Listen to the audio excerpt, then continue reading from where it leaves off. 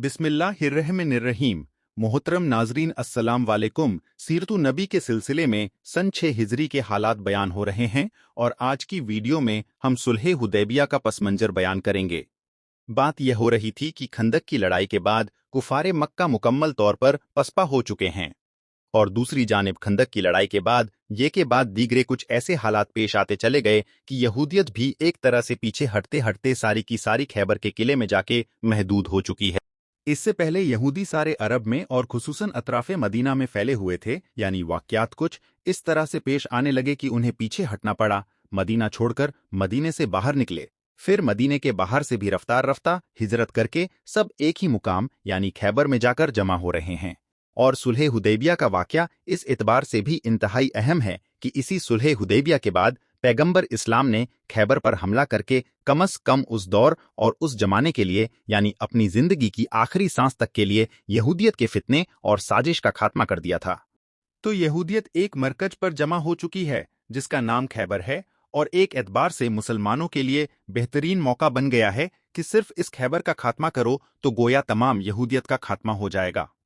मगर मदीना छोड़कर खैबर की जानिब जाना एक बड़ी गलती कहलाएगी अगर कुफारे मक्का का सद्देबाब नहीं किया। यह कोई अक्लमंदी नहीं होगी कि एक दुश्मन का खात्मा करने जाएं और खुद अपने अकब और अपने शहर को खुला छोड़ जाए कि दूसरा दुश्मन आकर वहां पर हमला कर दे। तो सुलह हुदैबिया ऐन इस माहौल और मौका पर पेश आ रही है कि कुफारे मक्का को कम से कम इतने अरसे के लिए खामोश कर दिया जाए कि जब फिर मुसलमान इससे पलट के खैबर का रुख करें तो यह खतरा ना हो कि इधर हम गए और पीछे से हम पर हमला हो गया है। तो खंदक की लड़ाई इख्तिताम को पहुंची, खैबर के यहूदी अपने मरकज को ताकतवर से ताकतवर बना रहे हैं। अल्लाह के रसूल को अब एक मर्तबा मक्के की जानिब से इत्मीनान हासिल करना है और इसका पहला मरहला वही है जो पिछली 2 वीडियोस में बयान हुआ कि छोटे छोटे कबाइल में से हर वो कबीला की जिसके बारे में यह मालूम था या अंदाजा था कि यह किसी दुश्मन का अलकार बनके मुसलमानों को नुकसान पहुंचा सकता है,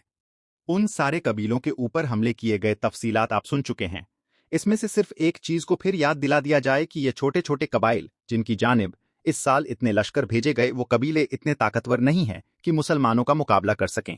तो ऐसा ना हो कि किसी के जहन में यह ख्याल पैदा हो जाए कि शायद मुसलमान अपनी ताकत का नाजायज इस्तेमाल करने लगे। जब तक परेशानी के आलम में थे तो चुप थे और जब ताकत मिली तो इन छोटे छोटे कबीलों के ऊपर हमले शुरू कर दिए। इस बात की तरदीद इस वाक़या से बखूबी हो जाती है कि पैगंबर इस्लाम सल्लल्लाहु अलैहि वसल्लम ने हजरत अब्दुल रहमान बिन औफ अल्लाह ताला अन्हु को माह शाबान सन 6 हिजरी को जब दौमातुल जंद की जानिब भेजा तो साथ में एक तहरीरी हिदायतनामा भी उनके हवाले किया जो ये बता रहा है कि ऐसे कबीलों के खिलाफ भी जो मुसलमानों के मुकाबले में कोई हैसियत नहीं रखते हैं, कुफ्फार मक्का इतनी बड़ी ताकत होने के बावजूद कुछ ना सके तो ये 203,300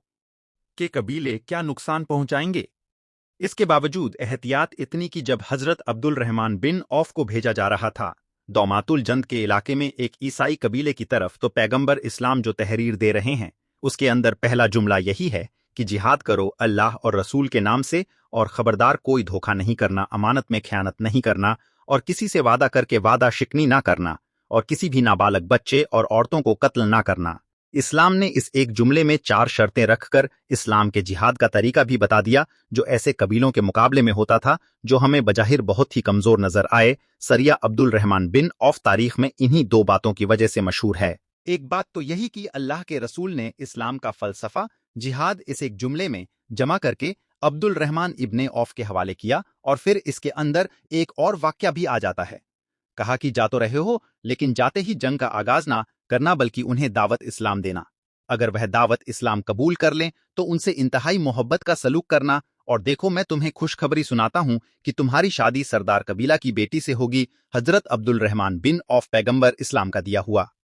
हिदायतनामा लेकर चले दौमातुल जंगल के इलाके में पहुंचे। सरदार कबीला जो एक ईसाई था और जिसका नाम असब बिन आमिर था उसके सामने दावत इस्लाम पेश की। उसने इस्लाम की थोड़ी सी मालूमात हासिल की और बड़ी खुशी के साथ न सिर्फ यह कि इस दीन को कबूल किया बल्कि मुसलमानों से मोहब्बत का रिश्ता मुस्तहकम करने की खातिर ये पेशकश भी की कि सरदार कबीला की बेटी सरदार लश्कर इस्लामी के हवाले की जा रही है। वह खातून जिनका नाम तमाजुर बिनते असबल तारीख ने लिखा है, उनकी अब्दुल रहमान बिन औफ से शादी होती है और इसी शादी के नतीजे में अबू सलमा पैदा होते हैं जो अपने जमाने में मदीने के साथ बड़े बड़े फ़का में शुमार होते थे जिन्हें अल्फाह उबा कहा जाता था। बहरहाल ये तो एक दिमनी वाकया आ गया।